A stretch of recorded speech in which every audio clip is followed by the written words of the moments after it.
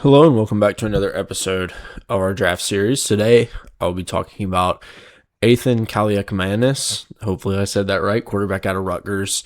Kaliakmanis was at Minnesota for 2 years. Didn't play a ton before transferring to Rutgers, and had a fairly good amount of success. Put up some pretty good numbers for being at Rutgers, albeit still, not a ton of team success there. But a guy that stood out as a pretty solid college quarterback, and then was drafted in the 7th round by the Commanders in this year's NFL draft.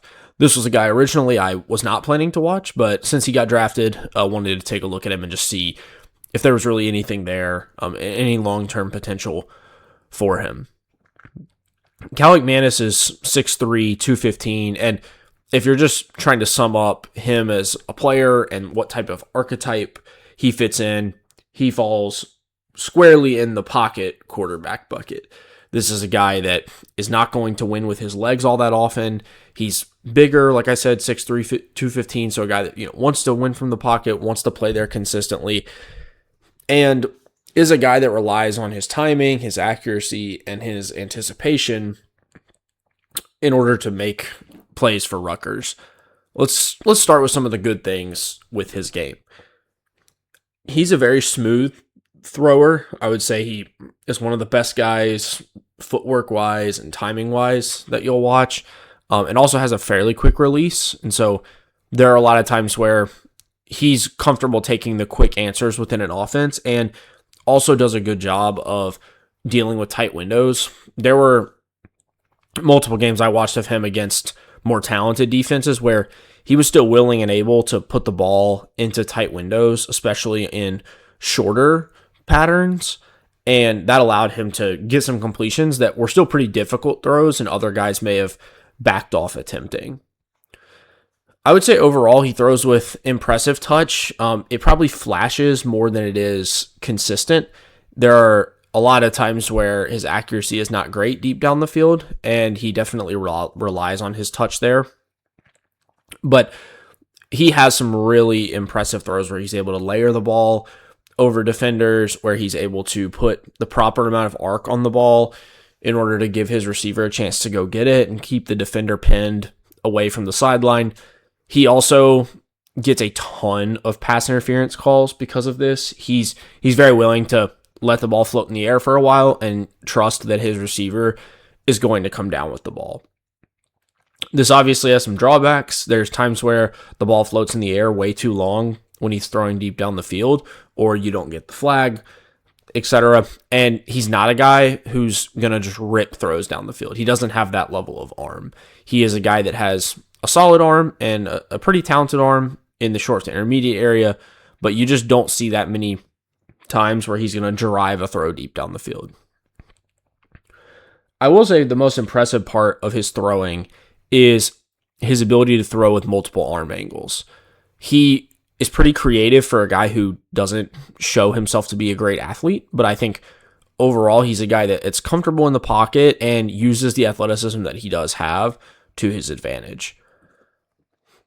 He's also very comfortable taking easy answers within the offense. We talked about his ability to operate in quick game earlier. I think that's a strength for him and something that he would need to continue to improve upon and become even more efficient in at the NFL level. And like I said, the last thing that I think really stands out to me about him is he understands timing and windows really well over the middle of the field. They ask him to make throws that a lot of college quarterbacks just don't spend that much time working on because they are risky for guys that don't see the field well and don't have great timing. He's able to execute those plays fairly consistently. Now let's move to some of the struggles with him. Like I said earlier, there's not a ton of chances where you see him really drive the ball, especially down the field. And there's just some questions on even throws he makes where he's throwing to the opposite hash or opposite sideline. They float a long time. He really has to rely on anticipation and timing for those throws to work, not as much just his pure ability as a thrower. He also, because of this, doesn't always lead receivers enough. He really has to play the guessing game of where exactly does this ball need to be placed in order to be at the right time for the receiver. And it's just a lot harder to be accurate in that regard when you are not able to just pin the ball on the receiver's chest. He's not a very good mover to escape the pocket, and he also in general just has a slighter frame. So you see times where he kind of gets swallowed up in the pocket, or he's not able to escape pressure.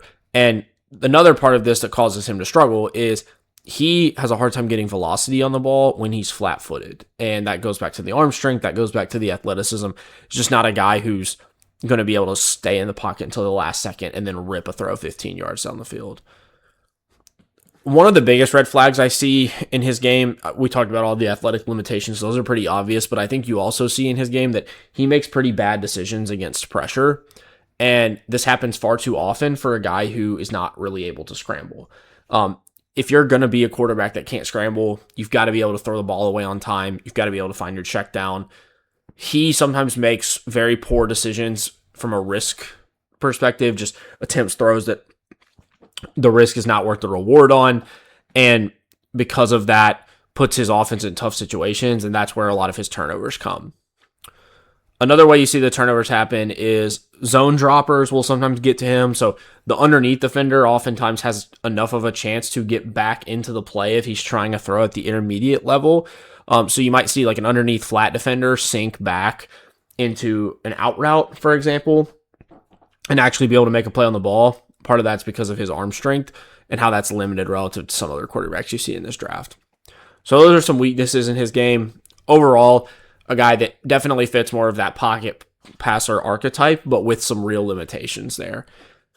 For a best case, I think this is a guy that probably could be a solid backup. I think there are some interesting traits here, but for my best case, like if everything went right, I kind of put a spin on this player and said, if Jared Goff was 6'3" and had a worse arm. So basically, like imagine even more physically limited Jared Goff. I think that's what you're getting here. A guy that like does have pretty good anticipation, could continue to develop some of those pocket passing skills, and is a pretty clean player from the pocket when the pressure doesn't get home, but doesn't have a ton of answers outside of that. And Goff is even more physically talented than Kaliakmanis for sure. Like Goff's got a better arm.